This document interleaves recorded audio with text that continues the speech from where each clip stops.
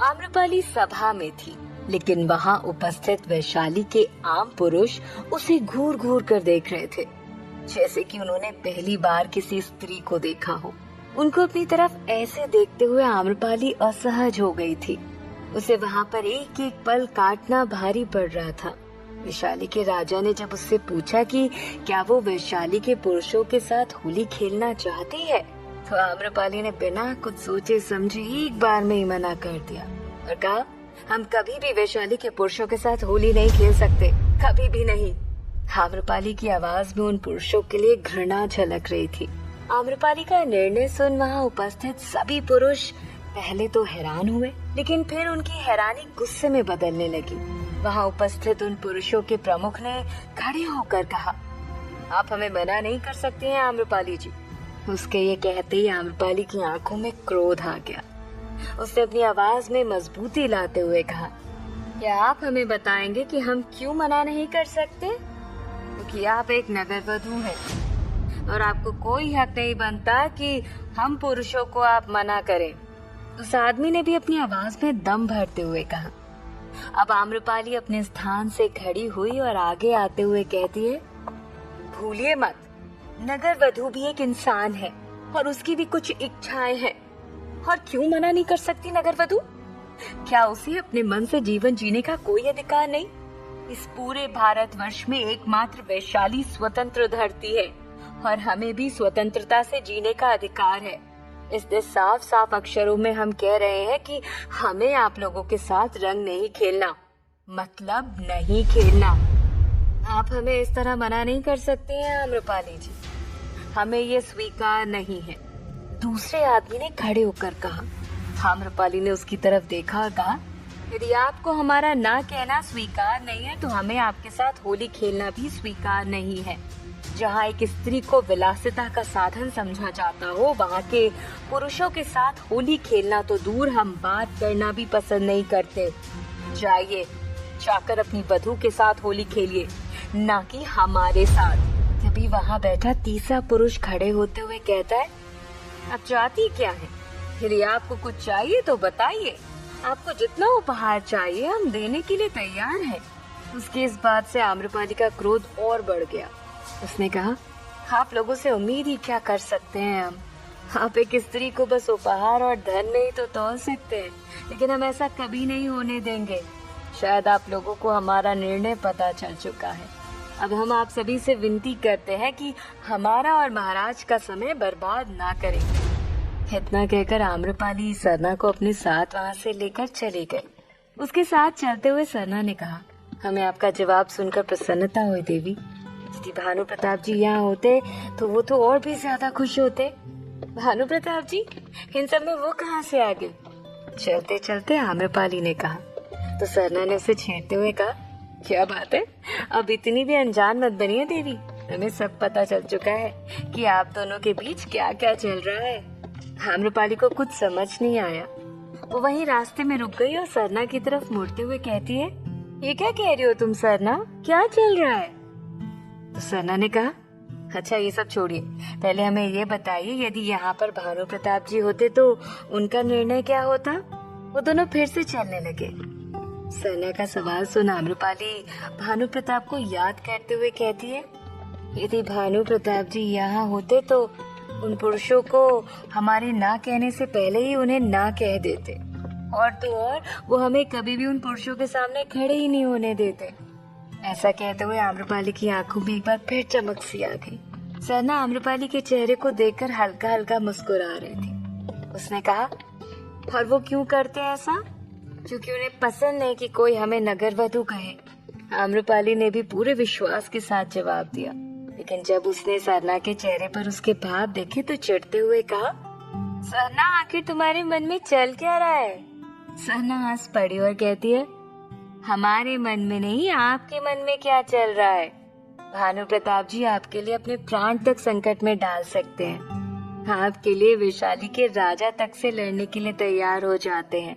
यहाँ तक कि जो आपको नगरवधू के रूप में देखते हैं वो आपको उनके सामने भी नहीं आने देना चाहते। तो बताइए, क्या समझे हम इन सब का मतलब? सरना आम्रपाली के मुंह से निकलवाना चाहती थी कि आखिर उसके और भानु प्रताप के बीच में क्या चल रहा है, लेकिन आम्रपाली को इन सब के बारे में कुछ पता ही नहीं था। उसने कहा, सरना हमें भी कुछ समझ नहीं आ रहा, ये गोल मटोल बातें करना छोड़ो और जो भी कहना है सीधे सीधे कहो ना। सरना फिर कुछ सोचते हुए कहती है, चले जाने दीजिए, हम भी समझते हैं अभी शुरुआत है, इसलिए आपको हमें बताने में थोड़ी हिचकिचाहट हो रही है ना। अभी नहीं बताना चाहती तो कोई बात नहीं, लेकिन ज्यादा दिन तक छुपाइएगा भी मत, वरना हमें बुरा लगेगा।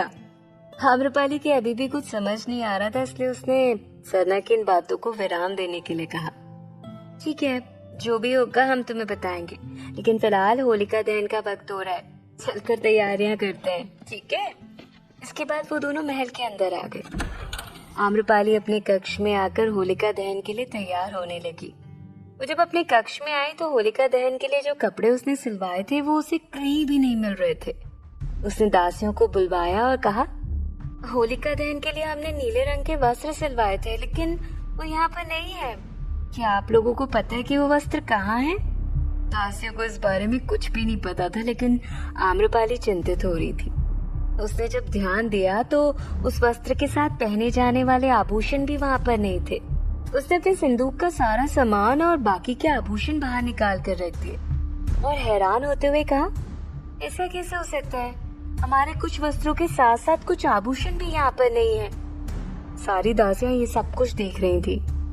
आम्रपाली ने उनसे पूछा, इसे क्या है? हमारे कुछ वस्त्र और आभूषण गायब है।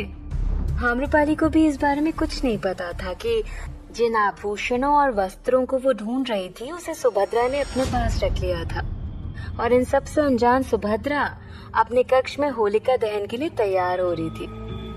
दासियां चुपचाप खड़ी थी क्योंकि उन्हें इस बारे में कुछ भी पता नहीं था। आम्रपाली ने देखा कि उसका प्रतिदिन लगाने वाला इत्र भी वहाँ नहीं है। अब उसने परेशान होते हुए कहा, आखिर ये सब चल क्या रहा है? हमारे कक्ष से सामान कैसे गायब हो सकता है? तभी वहाँ खड़ी दासियों में से एक ने कहा, क्षमा कीजिए देवी, परंतु हमें इस बारे में कुछ नहीं पता। हमें नहीं पता कि आपका सामान कहाँ गायब हो गया है। उसकी बात सुन आम्रपाली ने गंभीरता के साथ कहा, हमें सामान खोने की चिंता नहीं है, चिंता इस बात की कि आखिर हमारा सामान ले कौन रहा है। अगर किसी को चाहिए तो हमसे मांग कर ले सकता है। क्या आप बता सकते हैं कि हमारी अनुपस्थिति में यहाँ पर कौन आता था? जिस दासी ने सुभद्रा को तैयार होते देखा था उसने कहा, देवी, हो सकता है आपका सामान सुभद्रा के पास हो। ये क्या कह रही हो तुम? भला सुभद्रा हमारे वस्त्रों का क्या करेगी? देवी, आपके जाने के बाद वो हमारी नगरवधू बनेंगी, ऐसा आपने कहा था ना। आम्रपाली को उसकी बातें समझ नहीं आ रही थी, इसलिए उसने उस दासी को शुरुआत से सब कुछ बताने के लिए कहा। दासी ने भी सुभद्रा की सारी बातें आम्रपाली को कह दी। पूरी कहानी सुनने के बाद आम्रपाली के पैरों तले जमीन खिसक गई। वो तुरंत सुभद्रा के कक्ष की तरफ गई। इधर सुभद्रा आम्रपाली के कक्ष से लाया हुआ इत्र अपने ऊपर छिड़क रही थी। उसे जरा सा भी अंदाजा नहीं था कि आम्रपाली उसी के कक्ष की तरफ आ रही है। सुभद्रा ने अपने पूरे कक्ष में भी उस इत्र को छिड़क दिया था और वापस शीशे के सामने बैठकर कहती है, कितनी मनमोहक सुगंध है इस इत्र की। वो दिन कब आएगा जब हम प्रतिदिन बदल बदल कर अपने मन का इत्र लगाएंगे? कब नगरवधू बनेंगे हम? तभी पीछे से तेज आवाज आई, सुभद्रा, ये क्या कर रही हो तुम? ये आवाज सुनकर सुभद्रा घबरा गई। उसके हाथ से इत्र की शीशी छूटकर नीचे गिर गई। उसने पीछे पलटकर देखा तो आम्रपाली खड़ी थी। उसे अपने सामने खड़ा देखकर सुभद्रा बुरी तरह से घबरा गई थी। उसके गले से आवाज भी नहीं निकल पा रही थी। तभी आम्रपाली ने उससे पूछा, तुम क्यों कर रही हो ये सब? हमारे वस्त्र और आभूषण पहनकर और ये इत्र लगाकर तुम नगरवधू नहीं बन जाओगी। तुम्हें कैसे समझाएं कि एक नगरवधू का जीवन कैसा होता है? जैसे अपनी आंखों से देखोगी तो जीते जी मर जाओगी। इसलिए नगरवधू बनने का ख्वाब छोड़ दो सुभद्रा। सुभद्रा आम्रपाली से नजर नहीं मिला पा रही थी। वो डर रही थी कि कहीं आम्रपाली उसे महल से ना निकाल दे, लेकिन आम्रपाली ने उसके कंधे पर हाथ रखा और अपने गुस्से को नियंत्रित करते हुए कहा, हमारी बात समझने की कोशिश करो सुभद्रा। नगरवधू पद के लालच में आकर तुम सब कुछ खो बैठोगी। सुभद्रा चुप थी। उसके पास कोई जवाब नहीं था। आम्रपाली ने कहा, तुम्हें हमसे जो भी कुछ चाहिए तुम बेझिझक मांग सकती हो। हमारे वस्त्र, आभूषण, इत्र जो भी कुछ चाहिए मांग सकती हो, लेकिन नगरवधु बनने का सपना छोड़ दो। इतना कहकर आम्रपाली वहां से चली गई। सुभद्रा मायूस होकर वापस अपनी जगह बैठ गई। होलिका दहन का कार्यक्रम शुरू हो चुका था। पूरे वैशाली में होलिका जलाई जा रही थी। राजमहल में होलिका दहन की उठती हुई आग की लपटों को देखकर महारानी मन ही मन बहुत खुश हो रही थी। उन्होंने कपाला से कहा, जिस तरह होलिका जलकर राख हुई थी उसी तरह आम्रपाली का अहंकार भी जलकर राख होने वाला है। कल सुबह का सूरज हमारे जीवन में एक नया रंग लेकर आएगा। वहीं आम्रपाली ने होलिका में आग लगाकर होलिका दहन की शुरुआत की। उसके महल की सभी दासियां वहां एकत्रित थी। जलती हुई आग को देखकर आम्रपाली ने प्रार्थना की और कहा, हर बार बुराई पर अच्छाई की जीत होती है। भगवान हमें भी शक्ति दीजिए कि इस नगरवधु जैसे घृणित कानून का नाश कर सके हम। लेकिन वैशाली के पुरुषों के बीच अलग ही खिचड़ी पक रही थी। जो पुरुष राजमहल से वापस लौट कर आए थे, अब वो पूरे वैशाली के पुरुषों को एकत्रित करके बैठे थे। एक ने कहा, आम्रपाली जी हमें इस तरह से मना नहीं कर सकती। वो एक नगरवधु है और नगरवधु किसी भी पुरुष को मना नहीं कर सकती। महाराज ने स्वयं ये नियम बनाया था, लेकिन आम्रपाली ने हमें मना करके उचित नहीं किया। वो सभी पुरुष मदिरा के मद में थे।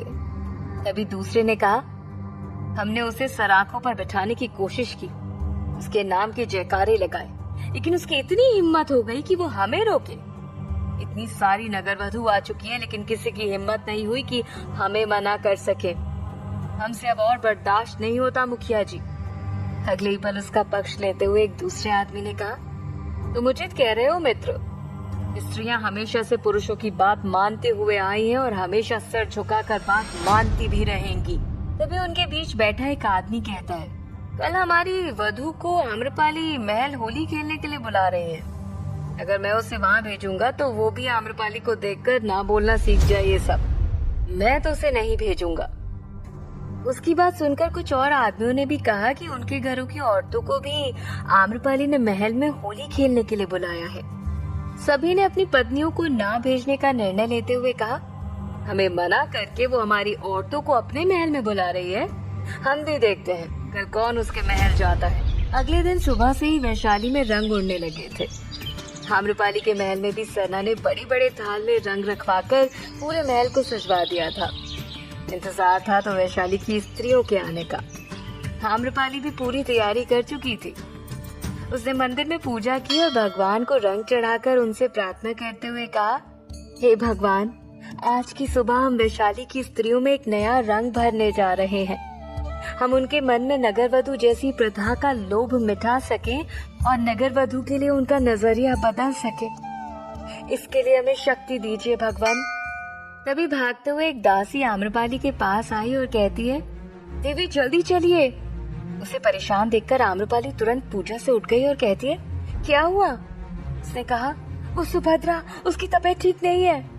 क्या हुआ उसे?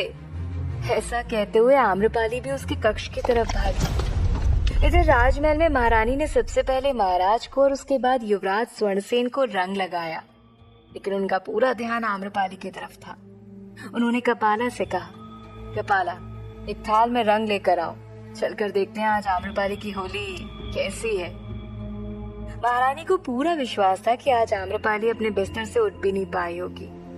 महारानी की बात मानकर कपाला तुरंत गई और एक थाल में अलग अलग रंग रख कर ले आई। महारानी उसे लेकर आम्रपाली के महल की तरफ निकल गई। इधर सुभद्रा के कक्ष के बाहर कई सारी दासियों की भीड़ लगी हुई थी। आम्रपाली को देखकर सब किनारे हो गई। आम्रपाली जैसे ही अंदर गई तो सुभद्रा की स्थिति देखकर स्तब्ध रह गई। सुभद्रा अपने बिस्तर पर लेटी हुई थी, लेकिन उसका चेहरा पूरी तरह से खराब हो चुका था। उसके पूरे शरीर में दाने उठ चुके थे और रंग काला पड़ने लगा था। जैसे महारानी ने चाहा था कि आम्रपाली की सुंदरता नष्ट हो जाए, बिल्कुल वैसा ही हुआ। फर्क सिर्फ इतना था कि आम्रपाली की जगह सुभद्रा के साथ हो रहा था। क्या करेंगी महारानी जब उन्हें पता चलेगा कि जो वो चाहती थी वो आम्रपाली के साथ नहीं बल्कि सुभद्रा के साथ हुआ है? क्या होगा जब वैशाली के पुरुष आम्रपाली के खिलाफ खड़े हो जाएंगे? क्या होने वाला था अब आम्रपाली के साथ? इन सभी प्रश्नों के उत्तर जानने के लिए सुनते रहिए